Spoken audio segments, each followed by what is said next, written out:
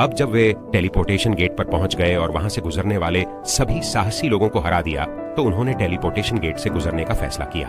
वजी को अपने पेट में तितलियां महसूस हुई और उसके हाथ प्रत्याशा में कांप रहे थे, क्योंकि वह स्टार्टर गांव में प्रवेश करने वाला था। वर्तमान में उसके लिए शुरुआती गांव के इंसान बच्चों की तरह हैं और वह वयस्क है जो उनकी सारी कैंडी चुराने वाला है, क्योंकि वह भयानक कृत्यों के बारे में सोचते हुए हंसता है, जबकि वह जोर से कहता है, स्टार्टर विलेज, यह स्वामी आपके लिए आ रहा है। लेकिन वह एक चेतावनी संकेत देता है, क्योंकि इससे जगह भर जाती है और एक फ्लायर उसके चेहरे पर उड़ता हुआ आता है। और जैसे ही उसने इसे देखा, वह आश्चर्यचकित रह गया। यह कैसे संभव हो सकता है कि इस विश्व की भाषा अंग्रेजी में लिखी जाए? लेकिन उसने इसे भूलने का फैसला किया और मान लिया कि यह स्थानांतरण के लाभों का एक हिस्सा होना चाहिए। आखिरकार वह समझ सकता है कि मनुष्य क्या कह रहे थे और सिस्टम पर शब्दों को पढ़ सकता है। बीच शुरुआती गांव में लोगों की भीड़ लगी रहती है आते जाते। अचानक एक बड़ा खतरनाक राक्षस आ गया। सबकी तो हवा टाइट हो गई, पर उसने किसी को कुछ करने से पहले ही उसे झटपट संभाल लिया गया। तीर वाजी को लगते लगते बचे। अब उसे याद आया कि गांव और शहरों में हमेशा अजय एनपीसी गार्ड होते हैं, इसलिए वो सोचने लगा कि गांव में कैसे घुसा जाए। पिगी को देखते हुए उसके दिमाग में एक आइडिया आया। पीछे एक चेहरा छुपाए हुए आदमी भीड़ में चलता जा रहा है, गांव के चर्चों में मशगूल, जबकि वो आदमी अपने सामने सेब लटका रहा है। जैसे ही वो अंदर जाने को हुआ, पहरेदार सैनिकों ने उसे रोका तो वो रुक गया, पर सैनिकों ने बस उसे याद दिलाया कि सेब खाने के बाद उनको ठीक से फेंक देना, वरना कूड़ा फैलाने के जुर्म में जुर्माना भरना पड़ेगा। बाद में पता चला कि चेहरा छुपाए हुए आदमी वाजी है, पिगी फर से बनी मूंछें लगाए हुए उस हकीम का चोगा पहने जिसे हॉक के पिता ने मारा था, और सेब से पिग्गी को उसकी खुशबू से आगे खींच रहा था और अपनी पीठ थपथपा के खुद को जीनियस मान रहा था। दृश्य बदलते ही गांव का केंद्र जिंदगी से भरपूर हो उठा है और अलग अलग तरह के नौकरियां उपलब्ध थीं, जैसे औषधि की दुकान, हथियार बनाने वाला, राक्षस बारबेक्यू और एक पुस्तकालय। जबकि वजी सोच रहा है कि हालांकि उसने गेम खेलते समय इस तरह का दृश्य कई बार देखा है, यहाँ व्यक्तिगत रूप से होना एक पूरी तरह से अलग एहसास है। लेकिन वह कक्षा पहली को कैसे बदला जाए, इस बारे में जानकारी इकट्ठा करने के लिए एक जगह खोजने का फैसला करता है। जब वे टहल रहे थे तो उसने देखा कि सभी लोग एक जगह इकट्ठे हो रहे हैं, तो वह देखने गया कि क्या हो रहा है। जैसा कि यह पता चला है, नए लोग एकत्र हुए थे और इस बारे में बात कर रहे थे कि कैसे वे अब स्तर बढ़ाने के लिए बाहर नहीं जा सकते हैं और अपने वर्ग परिवर्तन के लिए सामग्री एकत्र नहीं कर सकते हैं। तो अब वे लेवल 60 के बहादुर को काम पर रख रहे हैं, लेकिन एक लेवल के बाद से वे उम्मीद खो देते हैं। जब अजय यह सुनता है तो उसे यह सुनना याद आता है कि वह जो घोंघा डैडी थी, उसका उपयोग कक्षा बदलने के लिए किया जाता था। जबकि नए लोग इस बात पर चर्चा कर रहे हैं कि अब वे क्या करेंगे, क्योंकि घोंघे के गोले की कीमत अब 50 सोने के सिक्कों से अधिक है। अमीर लोग अभी भी इसे खरीद सकते हैं, लेकिन उनका क्या? और यदि वे जल्दी नहीं करते हैं तो वे इस वर्ष के वर्ग परिवर्तन समारोह को चूक सकते हैं, जिसे बाल्दी ने अभी अभी सच्चाई का सामना किया है और उसे बताया है कि वे कुछ नहीं कर सकते हैं। वर्ग परिवर्तन समारोह आज दोपहर को आयोजित किया जाएगा। यहाँ तक कि अगर वे अभी बाहर जा सकते हैं तो भी वे पर्याप्त संग्रह नहीं कर पाएंगे। इस बात का जिक्र नहीं है कि इस समय वहाँ उच्च स्तर के राक्षस हैं। वह पूछती है कि वे एक सामान्य मशरूम से लड़ने के लिए 60 स्तर के बहादुर को क्यों नियुक्त करेंगे। वह उत्तर देता है कि मशरूम राक्षस सामान्य नहीं था। न केवल उसके पास ढेर सारी क्षमताएं थीं जो सामान्य मशरूम में नहीं होती, बल्कि वह बुद्धिमान भी है और जानता है कि अपनी क्षमताओं का रणनीतिक उपयोग कैसे करना है। प्लेटफॉर्म पर चढ़ने के बाद भी वे भाग नहीं सके। यह सुनकर सूजी को अब एहसास हुआ कि क्यों लगभग कोई और लोग दिखाई नहीं दे रहे थे, और ऐसा इसलिए था क्योंकि उसने उन सभी को डरा दिया था। लेकिन यह भी अच्छी बात है कि वह कभी भी 40 के स्तर के बहादुरों से नहीं मिला था, और यह बताने की जरूरत नहीं है कि क्या उन्होंने वास्तव में किसी तरह से काम पर रखा था स्तर 60 बहादुर। सारी जानकारी मिल जाने के बाद वो अब जाने का फैसला करता है, पर अचानक ठोकर खा जाता है और अब उनकी पोल खुल गई है और वे सबके सामने नंगे हो गए हैं। इसलिए वो डर से दुबक जाता है। लोग उन संतरियों को गेट से बुलाएंगे, लेकिन उन्हें नजरअंदाज कर दिया गया, जबकि नए लोगों को आश्चर्य होता है कि वे किसके पालतू जानवर हैं। और इन राक्षसों को खरीदने में सक्षम होने के लिए मालिक को बहुत अमीर होना चाहिए, क्योंकि उनकी लोकप्रियता हाल ही में आसमान छू रही है। उसने देखा कि वे हमला नहीं कर रहे हैं और अब अन्य राक्षसों को भी घूमते हुए देख रहे हैं। चूंकि जानवर स्वामी उन राक्षसों को बेच सकते हैं जिन्हें उन्होंने दूसरों को पालतू जानवर के रूप में पाला है। हालांकि अन्य वर्गों का राक्षसों पर नियंत्रण का स्तर कम है, इसलिए वे उच्च रैंकिंग वाली राक्षस प्रजातियों को नियंत्रित नहीं कर सकते हैं। अब वह मानता है कि उन्हें लगता है कि वह एक पालतू जानवर है, इससे उनके लिए चीजें बहुत आसान हो जाती हैं। इसलिए वह अपने द्वारा देखे गए सबसे परिचित दिखने वाले चरित्र का अनुसरण करता है और खुद को एक पालतू जानवर के रूप में मिश्रित करता है। और इससे पहले कि उन्हें एहसास हो कि वे अब अपने गंतव्य पर हैं, इसलिए वे गांव के मुखिया के पास जाने के लिए समूह छोड़ देते हैं। अब चूंकि उनका लक्ष्य सामने है, उन्हें किसी इंसान के बिना अकेले घूमते हुए नहीं देखा जा सकता है, इसलिए वे अगले इंसान का अनुसरण करते हैं जो उनके पीछे चला गया। चूंकि वे संयोगवश एक दूसरे से मिलने के बारे में बातचीत करने में बहुत व्यस्त थे, तब काले बालों वाला साहसी व्यक्ति कामना कर रहा था कि उसने एक बनना चुना है। एक जानवर स्वामी के बजाय, चूंकि सबसे बड़े गिल्ड लगातार अपनी टीमों के लिए पुजारियों और चिकित्सकों की भर्ती कर रहे हैं, जिस पर नारंगी खरगोश ने जवाब दिया कि वह उन जानवर मालिकों को नीची दृष्टि से देख रहा है और उसे याद दिलाता है कि सबसे मजबूत जानवर गुरु लॉर्ड बारबेरो तीसरे स्थान पर है, संपूर्ण बहादुर मुख्य भूमि। वह केवल स्वॉर्ड सेंट और एलिमेंटल किंग से पीछे है। वो दो महान शख्सियतें, और ऐसा कहा जाता है कि स्वर्गदूतों और राक्षसों को भी भगवान बारबेरो ने वश में कर लिया था और उन्हें भी अपना सर्वश्रेष्ठ प्रयास करना चाहिए और शायद एक दिन वे एक शक्तिशाली उच्च श्रेणी के राक्षस को भी वश में कर सकते हैं, जिसके बारे में काले बाल उसके जितना आशावादी नहीं थे, क्योंकि उनका कहना है कि देवदूत और राक्षस ऐसे प्राणी हैं जो उच्च स्तर के बहादुरों के लिए भी अछूते हैं।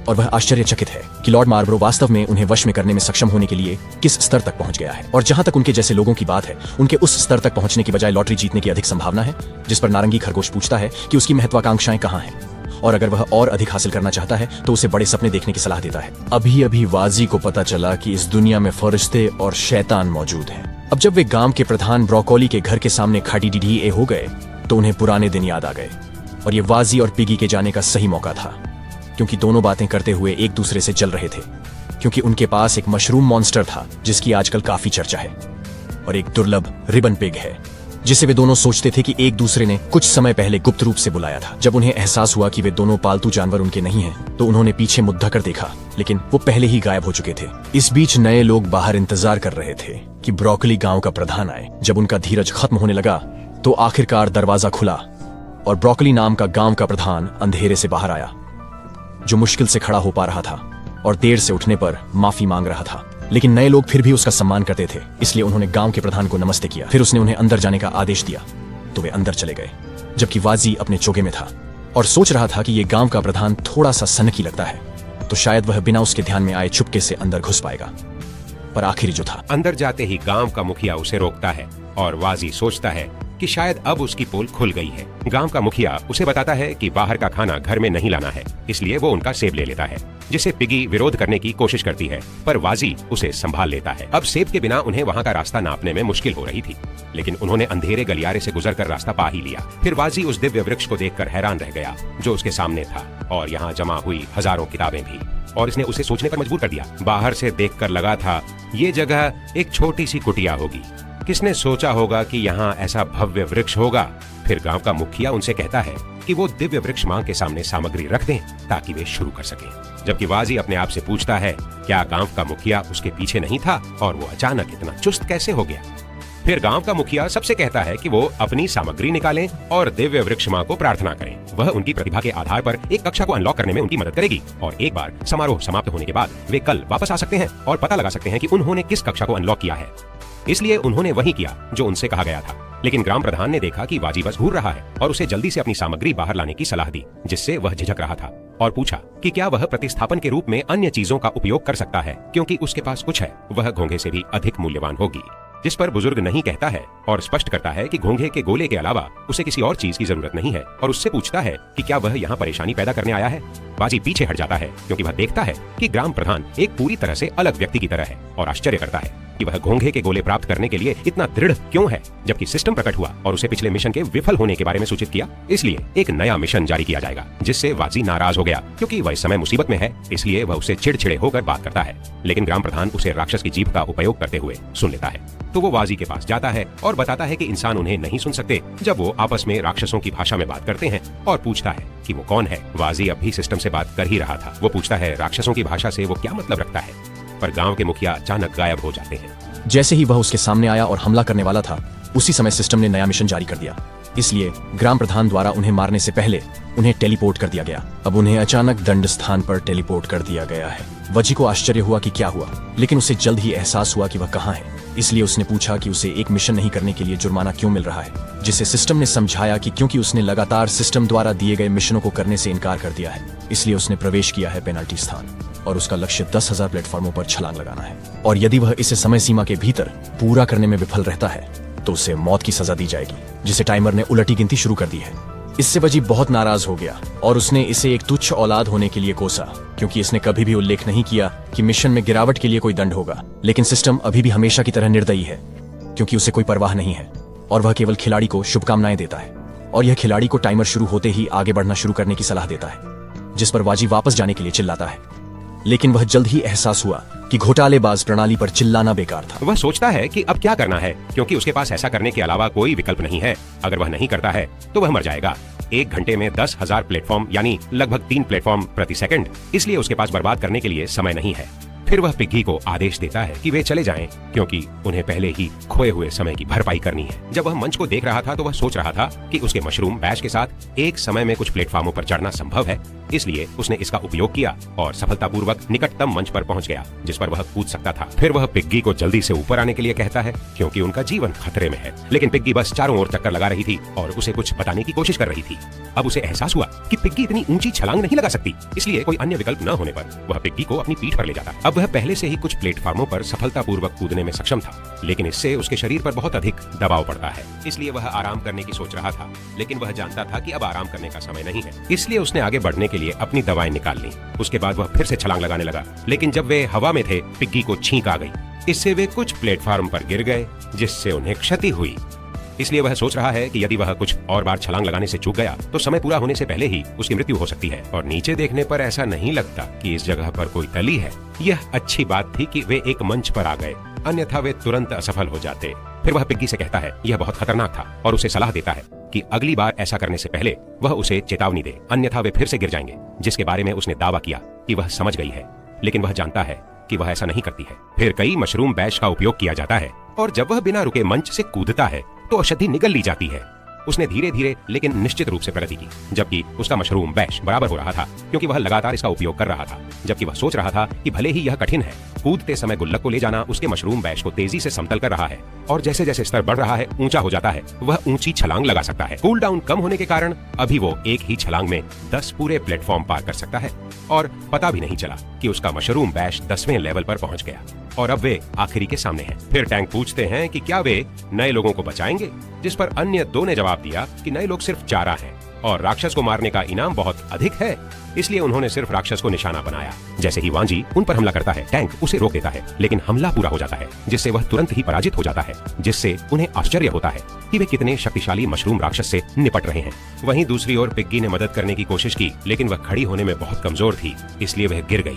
फिर कुल्हाड़ी वाले ने बीजाणुओं को साफ करने के लिए टॉमहॉक साइक्लोन का उपयोग किया और उसने देखा कि यहाँ एक रिबन सुअर भी है और उसने सुना है कि बहुत से पेटू लोग इसके लिए उच्च कीमत चुकाएंगे और उससे भी बहुत बड़ा भुगतान करेंगे। मशरूम। फिर धुंधले बालों वाला लड़का उसे मारने गया, लेकिन वाजी उसकी रक्षा करने के लिए वहां मौजूद था। उसने नीले बालों वाले लड़के को जमीन पर गिरा दिया, लेकिन उसने उसे ठीक करने के लिए औषधि का इस्तेमाल किया। कुल्हाड़ी वाला लड़का उसे सलाह देता है कि अगर वह ऐसा नहीं कर सकता है तो वह वहीं रुक जाए, लेकिन नीले बालों वाला लड़का अभी भी लड़ने पर जोर दे रहा है, जबकि वाजी पिग्गी को खड़े होने के लिए कहता है, जिससे उसे अभी भी पता नहीं था कि पिग्गी के साथ क्या हो रहा है, जबकि पिग्गी बस घूर रही है चमकती आंखों से उस पर। जैसा कि यह पता चला है कि पिग्गी अब उसे मशरूम स्टेक के रूप में देखती है। उसी समय कुल्हाड़ी वाला अभी भी शेखी बघार रहा है कि वह उन दोनों से लड़ सकता है और एक औषधि निकालता है। नीले बालों वाला लड़का पूछता है कि यह क्या है। वह उत्तर देता है कि यह उसका गुप्त हथियार है, एक निडर औषधि। तो वह यह सब पी जाता है और अब वह उन्मत्त भावना से भर गया है और उसका स्तर तेजी से बढ़ रहा है और जैसा कि वह कहते हैं अब वह 38 के स्तर पर है। हालांकि यह केवल 10 मिनट तक ही चल सकता है, यह उनकी देखभाल करने के लिए पर्याप्त से अधिक होगा। जबकि वजी शाप देता है, किसने सोचा होगा कि उसके पास इतना शक्तिशाली ट्रम्प कार्ड है, इसलिए कोई विकल्प नहीं होने पर वह अपनी गुप्त तकनीक का उपयोग करने का निर्णय लेता है भी और पिग्गी को भी ऐसा ही करने के लिए चिल्लाते हुए भागने का प्रयास करता है। लेकिन कुल्हाड़ी मारने वाला व्यक्ति पृथ्वी क्लीवर का उपयोग करता है और उनके भागने के रास्ते को अवरुद्ध करने के लिए इलाके को तोड़ देता है। अब हर दिशा में दीवारें होने के कारण वे केवल साहसी लोगों का ही सामना कर सकते हैं। वहीं पिग्गी अभी भी वजूह को एक काठ की तरह देख रही है और स्पष्ट रूप से अपनी इच्छाओं पर नियंत्रण खो चुकी है। अचानक से साहसी लोग अपनी जान की भीख मांगते सुनाई दिए। अचानक फिर भी यह पर्याप्त नहीं था, इसलिए वे अपनी मृत्यु का शिकार हो जाते हैं। जैसे ही वे गिर रहे थे, वजी ने अपनी आंखें बंद कर लीं, क्योंकि वह शाप दे रहा था कि इस बार वे वास्तव में मरने वाले हैं। लेकिन उसे जल्द ही याद आ गया कि उसने मशरूम साम्राज्य में क्या देखा था, और ठीक उसी तरह जैसे कि उस बम शोरूम ने खुद को आगे की ओर गोली मार ली थी, अब वह जानता है कि क्या करना है। लेकिन टाइमर में केवल 5 सेकंड बचे हैं। वह पिग्गी को पकड़ लेता है और अब यह उनके लिए सब कुछ या कुछ भी नहीं था, इसलिए वह अपनी सीमा तक बीजाणु विस्फोट का उपयोग करता है और तेजी से इसे हमें बाहर निकालता है, क्योंकि वह मशरूम जेट स्ट्रीम को अनलॉक करता है और समय रहते मिशन को पूरा करने में सक्षम था। लाइक बटन दबाओ और देखने के लिए धन्यवाद।